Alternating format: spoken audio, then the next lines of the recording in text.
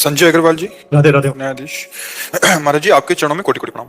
महाराज जी, वृंदावन परिक्रमा और गोवर्धन परिक्रमा के फल में क्या अंतर है? कोई नहीं अंतर है।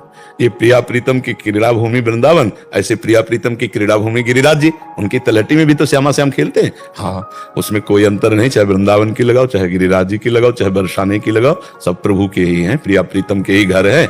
अब ये कि जिनको शरीर में ज्यादा सामर्थ्य है वही गिरिराज जी की परिक्रमा लगा सकते हैं।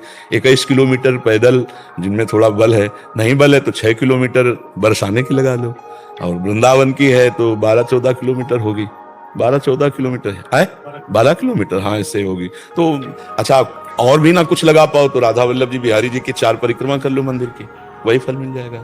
सबके लिए भगवान ने बना। अब जैसे शरीर है तो उत्साह पूर्वक 21 किलोमीटर वाली पकड़ना चाहिए कि थोड़ा थके, थोड़ा कष्ट आवे शरीर में, हमारे पाप नष्ट हो, भगवान की कृपा मिले। तो अगर हो सके तो एक बार तो जरूर लगानी चाहिए। कोई कोई तो 3-3 परिक्रमा गिरिराज जी की रोज लगाते हैं। कोई संत भगवान ऐसे हैं 3 परिक्रमा रोज लगाते गिरिराज जी की।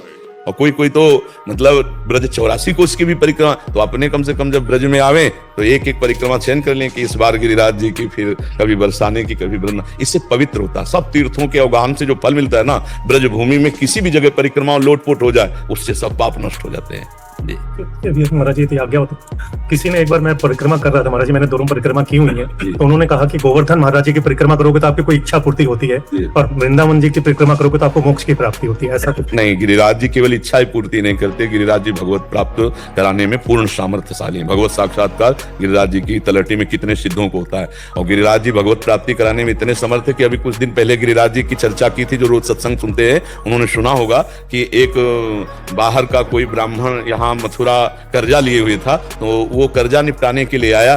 तो वो जब मथुरा से गिरिराज जी की तरफ चला तो एक सुंदर शिला गिरिराज जी की छोटी छोटी, तो ऐसे उठाया, खेल में जेब में डाल लिया, और वो जा रहा था तो आगे एक भयानक राक्षस उनके सामने प्रकट हो गया और कहा मैं बहुत भूखा हूं मैं, और उनके ऊपर आक्रमण करने, गर्ग संहिता में है, गर्ग संहिता में चरित।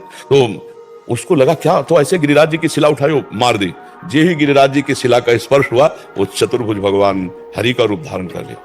तो उन ब्राह्मण ने कहा महाराज ये कैसे हो गया, आप कौन हैं, आप तो अभी भयानक रूप में थे। तो उन्होंने कहा मैं राक्षस योनि से, इन गिरिराज जी के स्पर्श से हमारा उद्धार हुआ, गिरिराज जी से सीधे हरि रूप। तो हमारी मान्यता है जो गिरिराज जी वही वृंदावन, वही बरसाना। हाँ, अब वृंदावन में आप इच्छा करोगे, कामना करोगे तो वृंदावन कल्पतरु आपकी कामना पूर्ति कर देगा। ऐसे गिरिराज जी में आप कामना करोगे तो कामना, अगर कामना नहीं करोगे तो भगवत प्राप्ति, सीधा फल भगवत प्राप्ति है। ऐसे ही हम भजन कर रहे हैं, कामना कर रहे हैं, तो कामना की पूर्ति होगी, भगवान थोड़ी मिल जाएंगे। और जब निष्काम भजन करेंगे तो भगवान की प्राप्ति